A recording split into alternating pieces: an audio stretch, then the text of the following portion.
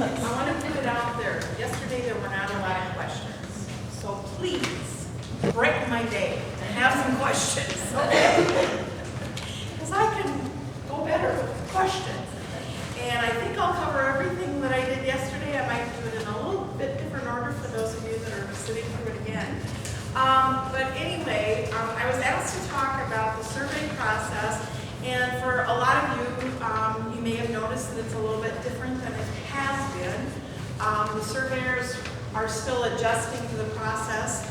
I can tell you that for us, we're probably writing maybe more tags, not as high a scope and severity, and some of you could care less about scope and severity, but basically that's just kind of defining how bad something is, okay? How many of you are CNAs? Okay. How many of you are housekeeping? Good. How many maintenance? Okay. Dietary? And the rest are important, but I can tell you right now that in long-term care, the actual direct care that's provided to the residents, the CNAs are responsible for 87% of that, okay? So believe me, your skill set is important. So keep that in mind. Now, what we're going to talk about is that survey process and kind of how it's changed. How many of you have been around for 5 years doing what you're doing? Okay, so you know then that it changed.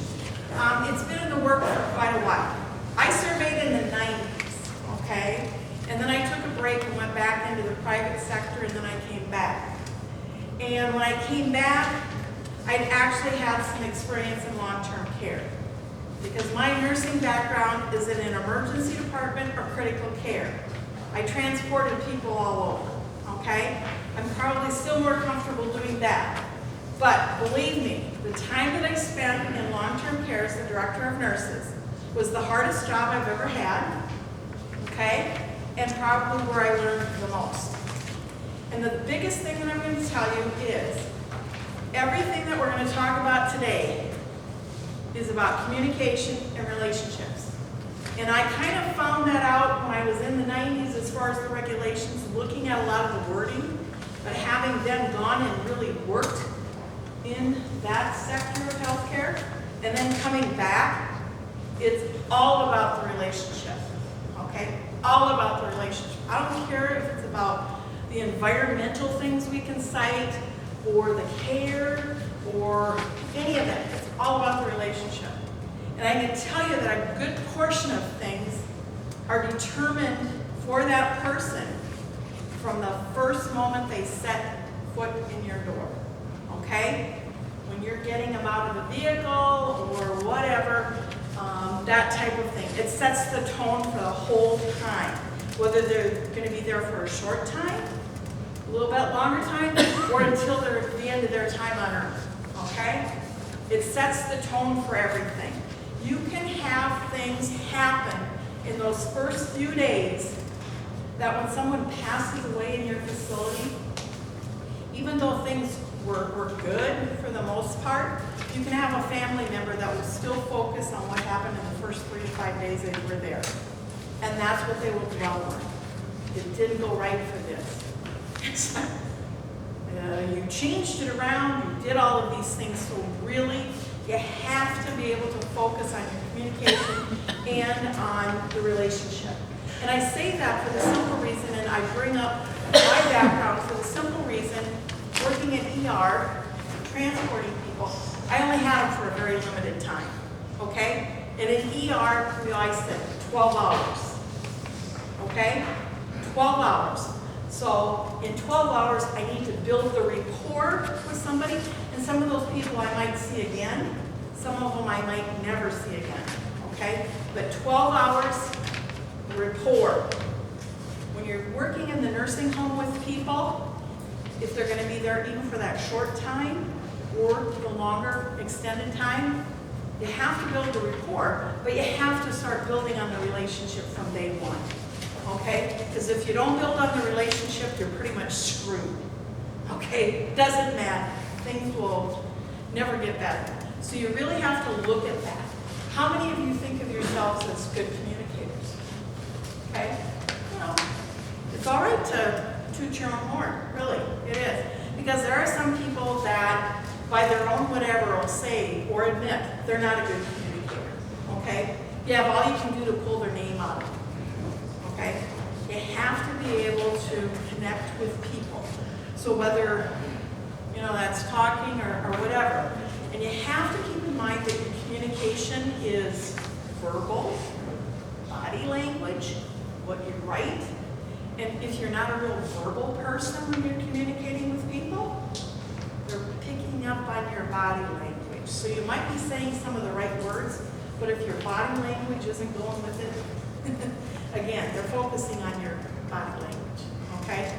So again, relationships.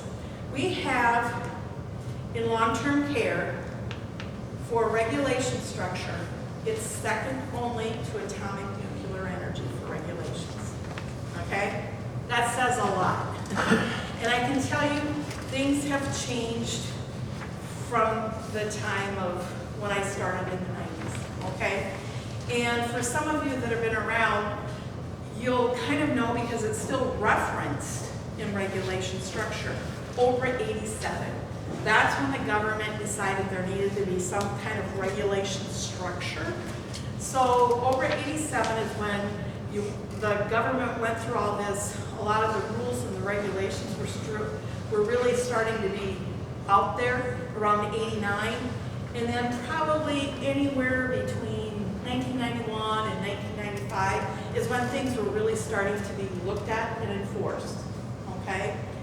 And that's pretty much how it's gone. And there are a lot of those regulations that have been in the same thing from day one, okay? We've started to tweak them a little bit. I shouldn't say we, but CMS, the government, and I do represent them when I come in, has started to tweak them. Because if you actually look at the regulations, how many of you have ever looked at the regulations that we, you know, come in and look at, okay? Most of the time, if you look at a specific regulation, it's not very long, okay? It's a paragraph. It's all the interpretive guidelines and all these other things that make it long, okay? There's actually 170 regulations in long-term care. And I say that 170, but then there's a life safety code, which means all that fire stuff, the buildings and everything. There's a food code. There's all of these things that kind of add into it. And the REI or the MDS, and you all know what that is because a lot of times you're having to keep track of somebody's, how they're doing quarterly. So that in itself is over 1,200 pages. And that's part of the regulation. So it's not a real fun read if you read at bedtime. I don't encourage anybody to look at regulations at bedtime. And I don't encourage people to memorize them. I have some colleagues that would like to think that they memorize them and everything else. And that's why I encourage even the MDS nurses not to memorize the thing, because you're supposed to look at each person individually. So if there's something that's leading you to something specifically, you really need to look at it and see what the intent is. And that's all we can write on is the intent, that paragraph. We can't write on all the other paragraphs and pages, okay? We can only write on intent. So that's where we're at as far as the survey, okay? They're using their computers, you know, they're talking more to you than your supervisors, okay? And it is all right to say you don't know, but I would encourage you to add, I don't know, but I know who I can talk to if I have a question about it, okay? Because that's all right. There are things that, you know, they catch you, and a lot of times some of them don't really introduce themselves to say, hi, how are you doing? How long have you worked here? They just kind of hit you with a question. So, you know, I mean, I can't correct a lot of that, but if there's ever a time that when you're being talked to, interviewed, and a lot of people feel that they're being interrogated, you can say, please may I have my supervisor sit with me. That's perfectly acceptable. We have to acknowledge that. I will tell you, that person or someone may sit with you, but they can't answer any questions. They have to sit quietly in the corner, okay? And they're told that up front if they join in. They can't participate, okay? So they're there just to kind of provide a little bit of calm. So keep that in mind if it's ever a concern. Any questions so far? So what kind of questions might they ask? They can ask anything about your policies. They might ask about a specific resident that they've maybe been watching you. Because while the residents think we're here to watch them, we're not. We're here to watch all of you and how you are in that relationship with the resident, okay? So yeah, we're watching the resident only because we're watching you, okay? So we're gonna ask about policies, how you've been trained, maybe how often you've been trained in it, probably ask what you know about John or Martha and their care plan so that you know how to take care of them for a specific task that's being observed. Those are some of the questions, you know, that are out there. I mean, they can pretty much, you know, while they're observing, while they're looking at records and that type of thing. We're actually, I'm not one that likes to sit and look through the records a lot. I'd rather be out watching people and actually talking to people. We still have some people that would like to take that record and do a deep dive down to China. And really, they're not going to turn over anything more than if they just observed and talked to a few people. So we're still working on that. But, you know, that you can be asked anything. And again, if it's something that you know nothing about or you're not sure, you can say, I really don't know, but I can ask this person. And that's all right, okay? Any other questions? Okay. Okay. I'll ask for you guys, okay? What do you see happen, what occurs most? That, you know, maybe you see over and over again, you say, gosh, I just wish I could get this through to everybody. You know, this one thing, is it carrying dirty laundry against the uniform? That's not the biggest thing.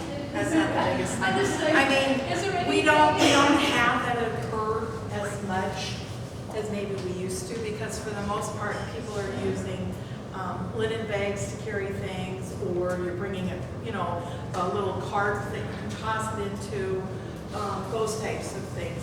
We're probably with regard to linen, we probably have more problems when people are taking clean linen through the halls and it's totally exposed, and you got people that are rubbing up against it, or you know, you got visitors that maybe touch and whatever, or maybe you've got some residents' clothing, so you've got everybody ripping through it. That's one thing, you know, and it should always be covered when it's being transported clean to its final destination, no matter how many stops you have. But we don't see as much of that.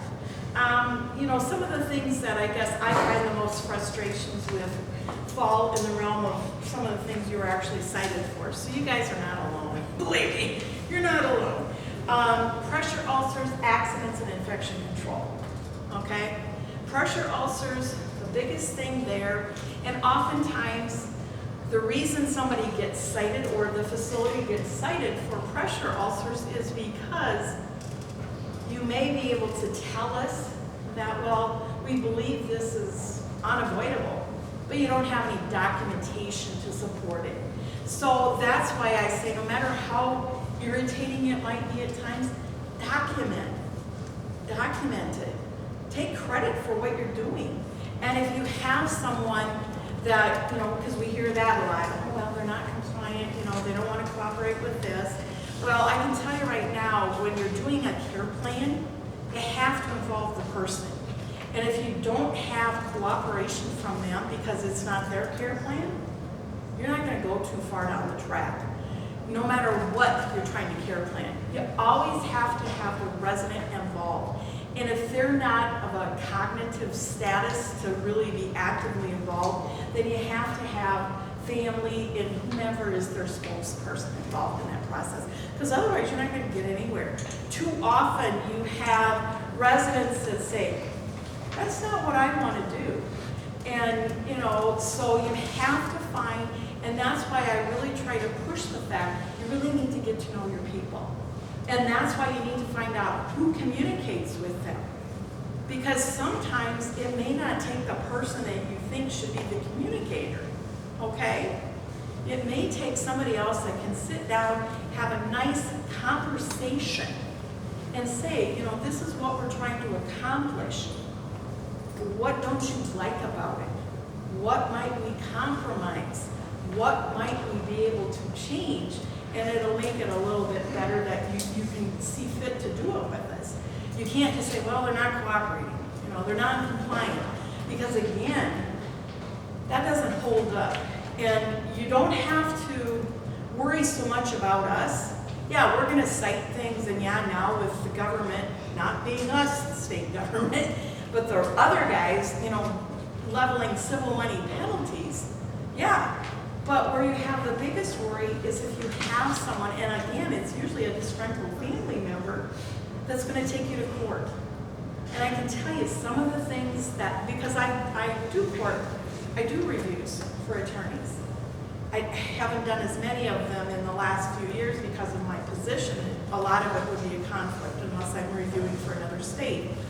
But I mean, in looking at it, when you throw somebody's documentation and things like that on roughly a 25-foot screen in a courtroom, it's ugly.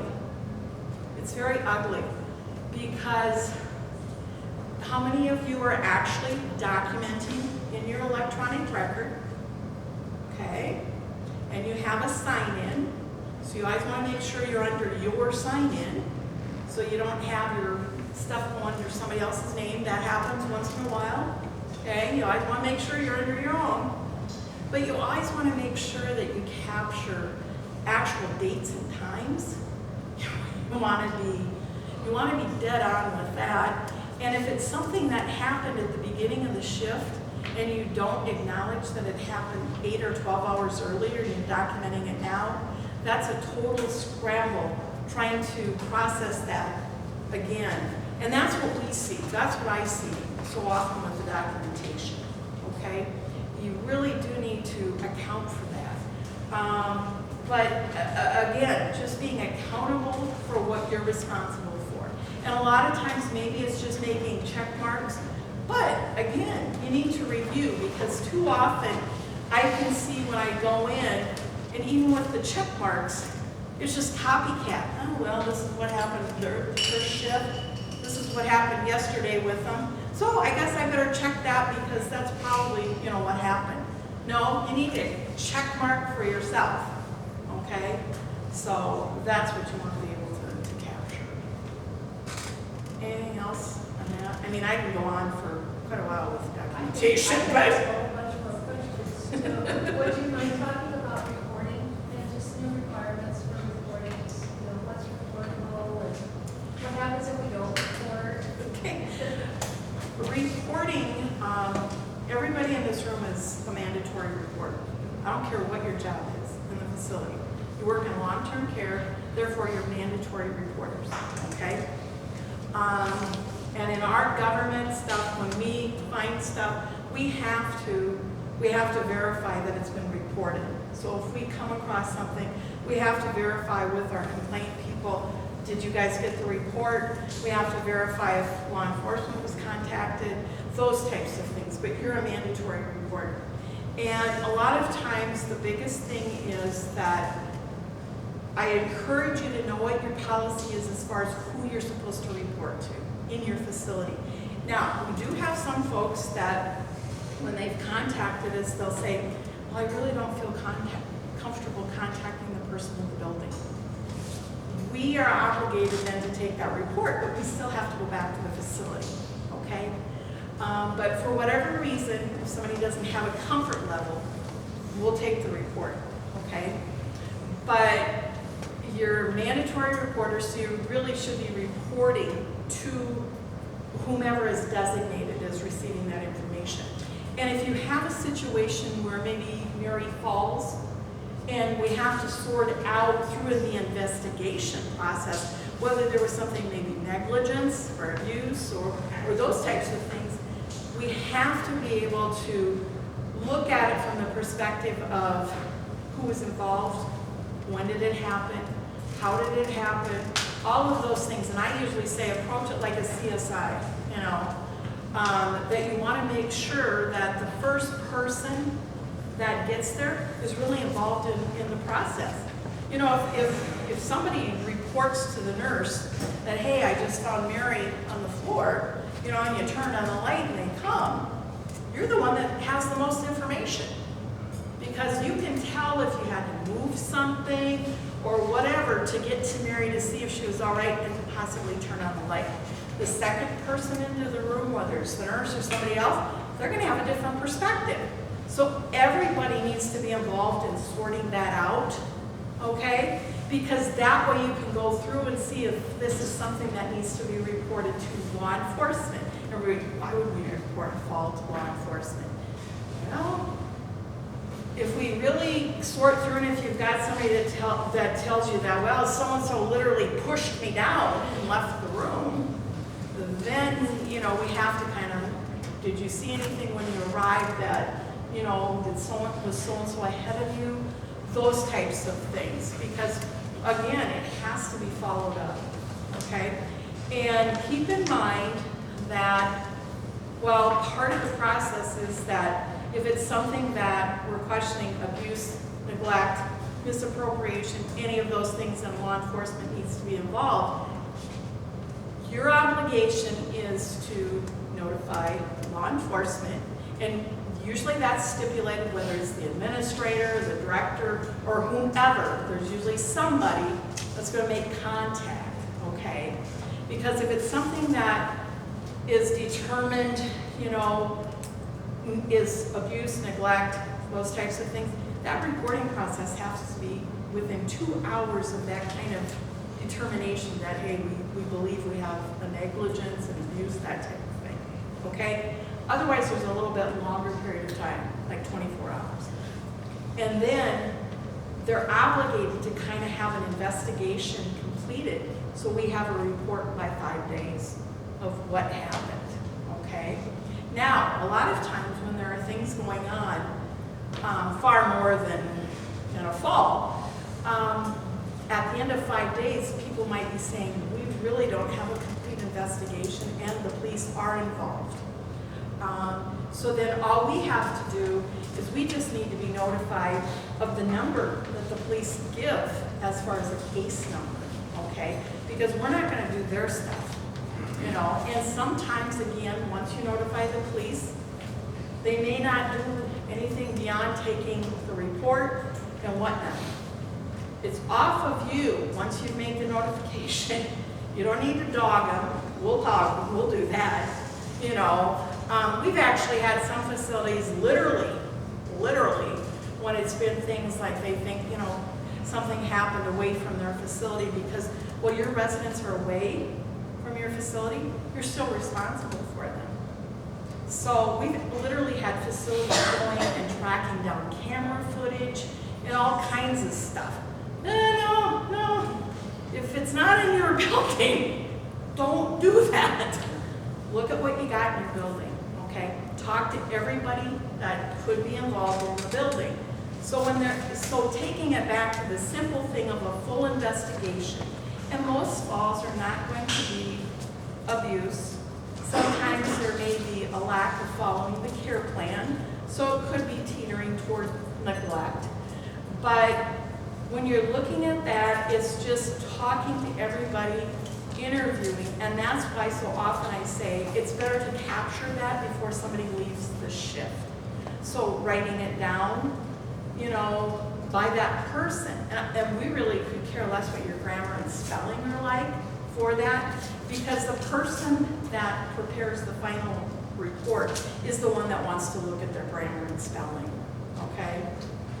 But I mean, it's just that you are all part of an investigation. If something transpires, you should be, you know, especially if you were within the vicinity or the person that discovered it, you should be an active participant. They should be talking to, okay? And a lot of times people think, well, so-and-so wasn't working there. Yeah, they were on the schedule and they were covering for somebody because so-and-so took a break. Okay, so that's why usually we try to look at the schedules, okay? We try to look at the schedules when we're kind of backtracking to see, was everybody talked to? What might you have contributed? I've actually gone out when I've had to go out and do things within a few days of something happening in a building, and all the key people, none of them have been talked to. So it really is important. And you need to realize that, again, you do have an important part in that process, but you are mandatory reporters, okay? You should know your policy and procedure, again, for the facility, okay? I have 5 minutes left, so what do you want? Diana, I have a question, and I hope this isn't redundant, but so one of the performance improvement plans that we're working on is fall reduction at both Sioux Falls and Brandon. What advice or wisdom do you have to assist in fall reductions? In fall reduction, really looking at each individual person that you're looking at for their care plan to make sure that, again, you know, do you have everybody that might have a contributing, you know, say how many CNAs are, you know, working to know that that plan's not going to work, Martha. We can already tell you it's not working. It's not going to work. So, you know, having everybody looking at the plan to see if there are any pitfalls before you start. And if you find right away that you need to make adjustments, make the adjustments. Don't wait and say, oh, well, we'll write it out. No. You need to, when you determine that there's something that's not going well, you need to really review it and try to correct it or add something to see if that will make a change more relevant.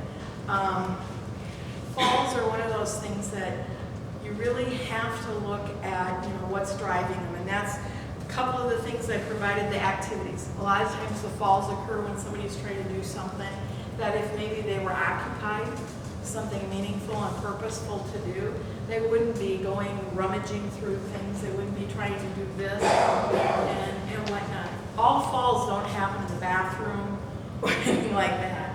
A lot of them occur when people are just bored and don't have something to do. They're trying to find something to do, and it's not necessarily that they're going to fall to create that, but that's what happens because they're not focused, you know, especially if they might be able to get up, but, you know, they forget they need some help because they're focused on, well, I'm going to clean out my closet now, you know, that type of thing. So. The other thing that you have here is the pressure ulcers. Now that is pretty straightforward. These come actually from the National Pressure Ulcer Advisory Panel. And everybody really has, you know, can help with pressure ulcers, housekeeping, maintenance. It doesn't mean that you know every last detail within the care plan, but if you have an idea that Martha should be moving a little bit in her chair as far as somebody should be raising her up and you know that you've been in an area and you see that nobody has done that, you know, and that's what we call offloading. Say something to the nurse and say, I don't think she's been moved. Does somebody need to maybe, you know, move her up, redistribute, make sure her wrinkles are out? And if you see somebody in bed that maybe hasn't been repositioned, you know, again, reminder, doesn't hurt. You know, a lot of that can be done by anyone. Other questions? Okay. really need to see anything happen, maybe or say the resident goes home and comes back with a nasty bruise. That should be reported too. Actually, that's something that if you guys say that this person maybe went home for a home visit, is that what you're saying? That's why it's very important for the nurses to do a good assessment before somebody leaves, you know, for that time period. And then when they come back, they should be assessed, doing a full assessment again. Because whether we want to believe it or not, a lot of times when folks go home, ugly things happen. And so if you notice that there is a bruise, there should be something, you know, there should be an investigation. And it should be reported. So, yeah. And if you kind of notice that or whatever or aware, you know, there's nothing to say, hey, I'm not the one that's going to look at it, but were you aware? You know, and, you know, they shouldn't say, it's none of your business. Because, you know, a lot of times I can tell you we have folks that go home and they don't get that full assessment when they get back. And then down the road, something's there. And it's like you can't really decide that, well, did we have this? Did something happen? What, you know, where did it happen? So, no, I've worked with a lot of different age groups. And when I used to work with adolescents, believe me, we had to do full body, head to toe, when they were going and when they were coming back, because things were, you know, were there. And when I was in the nursing home, that was my expectation. Didn't matter how much time people thought it was going to take, we had to look at people when they were going to go home, and when they come back, we had to see what was there. And that is part of the process for reporting. Good, very good question. Very good question. Any other questions? I think I tied it up, probably not as much, but again, if you got questions,